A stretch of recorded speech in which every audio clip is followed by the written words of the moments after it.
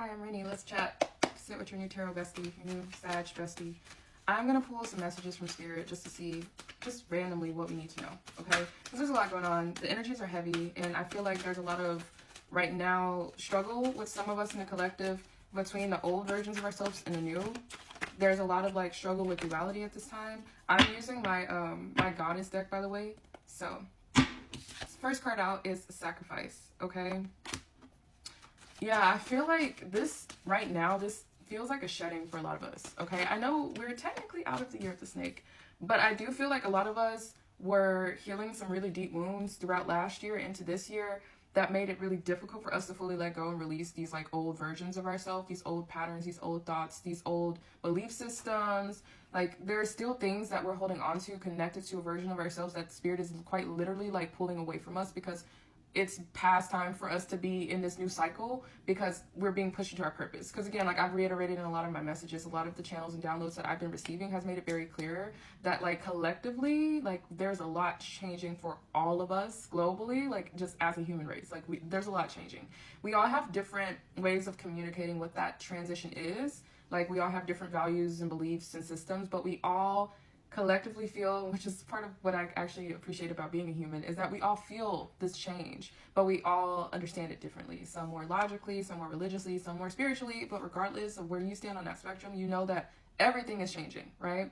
And part of that change, though, is requiring some of us who have chosen this path to release old versions of ourselves, because we have to step into a new version of ourselves in order to step into our purpose and to fulfill that purpose. And we all have different roles to play in this transition that we're all collectively in, right? So the first card I will Sacrifice, and then the second is the Princess of Pentacles in reverse. So right now, I feel like a lot of you are in this season of lack. And when I say lack, I think a lot of people immediately think about money, which it can externally be showing up as such as financial issues or concerns, which I think obviously a lot of us are in that position right now, okay?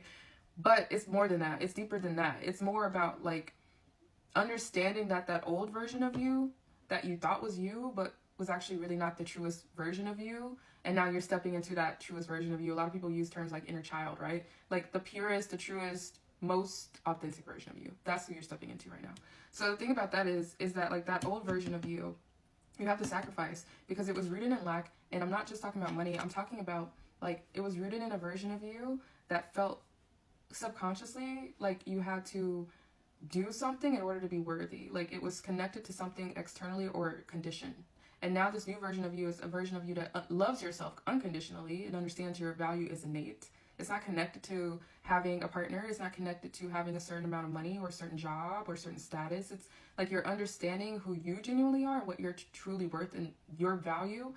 And part of that is understanding how you are inherently abundant, meaning like you already have everything you need within you, which again, all of this sounds so cliche, and I wish there was better language to describe this, but basically coming into this new version of you is coming to a version of you that loves yourself unconditionally and understands that because you exist, like that's literally it. You just need to exist to be valuable. But the old version of you was conditioned to believe you had to achieve something. Like you had to go to a certain school, you had to make certain grades, you had to look a certain way, you had to have certain partners, you needed something else, whether that was external validation, a relationship, something outside of you to make you feel like you were enough.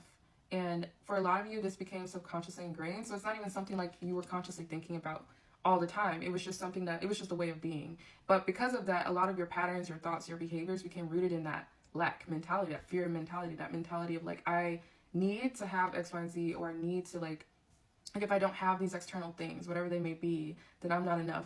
And a lot of it, again, subconscious. So this new version of you is stepping away from that and understanding that you just are worthy because you're you and you exist. And integrating what that looks like in your life is difficult, but what it's ultimately leading you to is fulfillment, right? Because you understand now that like that fulfillment is not coming from outside of you. Okay? So I feel like you're about to enter into a season, or like you're being pushed by spirit, I should say, to enter into a season of like abundance. This is like your cup is literally overflowing, right? But it's like your idea of this is still rooted in the old version right now. So you're still kind of having to allow your mind and your nervous system and everything else to catch up with the shift that's taking place right now, so that you understand that abundance is not just talking about external things. It's not an abundance of validation and abundance of money. Those things can be part of it, of course, right? Everything's energy. But it's mostly understanding that fulfillment comes within you, regardless of what's happening. And again, it's hard for me to talk about these things without it sounding like I'm bypassing, and I'm not that type of person. Like, I think we should be grounded in the human experience, and there's a lot of things that are happening as a result of other shitty people.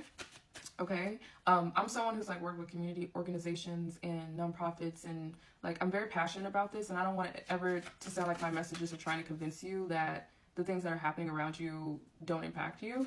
But in a spiritual sense, there's a lot that's happening here that we're being, that's what makes it hard, honestly, is the fact that we have to be in this world and like live in it and experience these things while still understanding these concepts. And the new version of yourself is learning how to do that, is what I'm trying to say. Like, it's not for you to ignore the things that are happening in your reality or in your community or around you or in the world.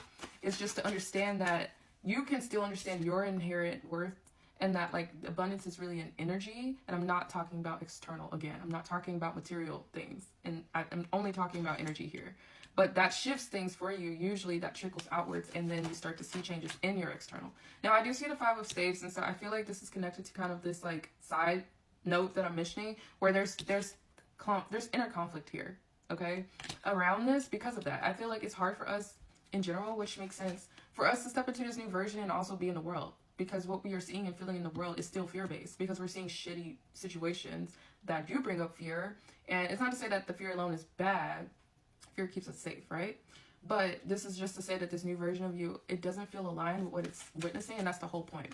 That is the whole point. So like, even though you feel conflicted about it, you being in this new energy is actually, all of us shifting into this new energy is what's going to start to change the actual world, okay? All of us shifting into this new energy, into our purpose, actually helps us get into the roles that we're meant to be in to make the change happen. So when everything starts to feel out of alignment in our external, where we're like, what is this?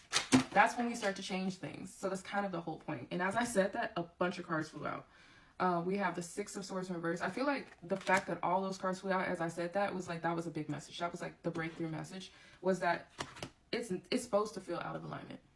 When we enter this new version of ourselves that feel and understand our innate value as like a person in general on this planet, as a species on this planet, then we start to understand how everything we've been taught and all the systems and all the things we're seeing are not in alignment.